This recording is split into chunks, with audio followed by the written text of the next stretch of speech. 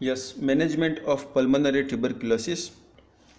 और मैनेजमेंट के लिए यहाँ पे डॉट्स थेरेपी चलती है, direct observation short term treatment. ठीक है, डॉट्स थेरेपी चलती है, direct observation therapeutic, direct observation treatment, ये कोर्स है एक तरह से।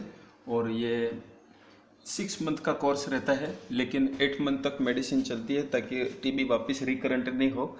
इसमें एक चीज़ और ध्यान रखनी पड़ती है कि जिनको डॉट्स चलते हैं जिनको डॉट्स ट्रीटमेंट चलता है उनको टेबलेट हमारे सामने दी जाती है, ऑब्जर्वेशन में दी जाती है, ताकि पर्सन बीच में गैप ना कर ले।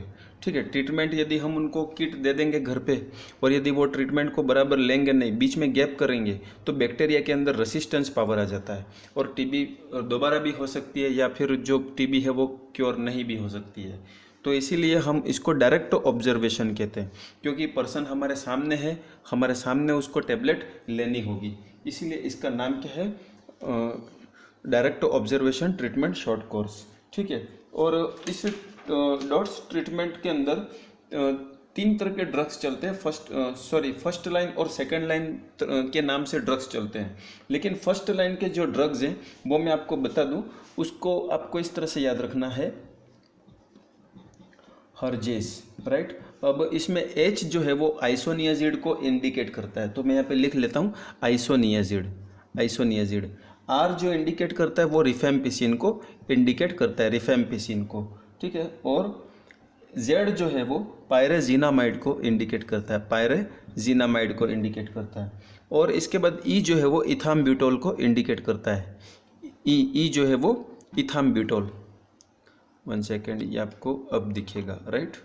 तो E जो है वो इथाम्ब्यूटोल को इंडिकेट करता है, इथाम्ब्यूटोल।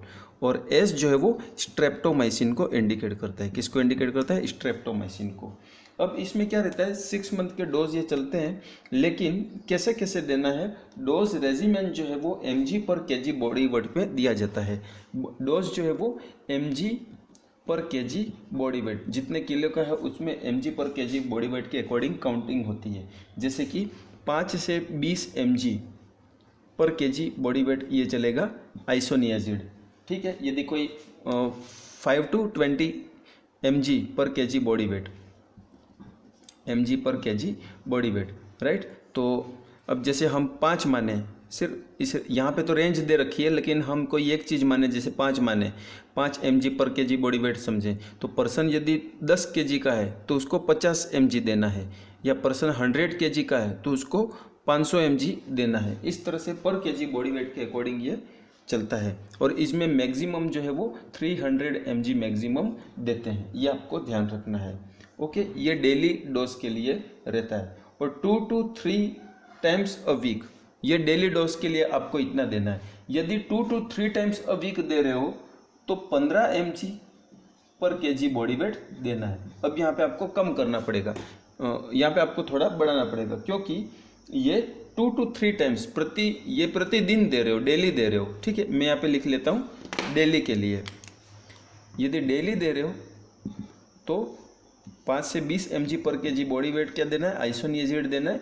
और यदि 2 या 3 टाइम पर वीक यदि आप दे रहे हो, 2 या 3 टाइम पर वीक, है ना, 2 या 3 दिन, हर हफ्ते में 2 या 3 दिन, मतलब एक दिन छोड़ के एक दिन, एक दिन छोड़ के एक दिन दोगे तो 3 बार हो जाएगा, राइट।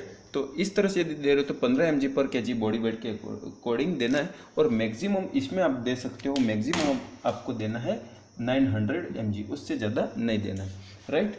और इसके जो साइड इफ़ेक्ट हैं वो हेपेटाइटिस वगैरह, जो मैं आपको नोट्स में दे रहा हूँ, नोट्स में लिखा हुआ है, hepatitis, peripheral neuropathy, lupus like syndrome और ड्रग इंटरेक्शन, ये आइसोनियाजिड के साइड इफ़ेक्ट हैं। इसके बाद जो रिफेम्पिसिन देते हो वो 10 से 20 mg पर kg बॉडी वेट आपको देना है, और मैक्सिमम ये दे सकते हो 600 mg, राइट। इसी तरह से ये 10 mg पर kg बॉडी वेट देना है और मैक्सिमम दे सकते हो 600 mg।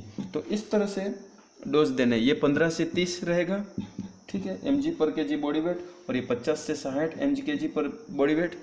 इसी तरह से इथाम्ब्यूटोल का यदि अपन देखें तो ये 15 से 25 रहता है, ओके, और ये 15 से 12 mg/kg बॉडी वेट रहता है।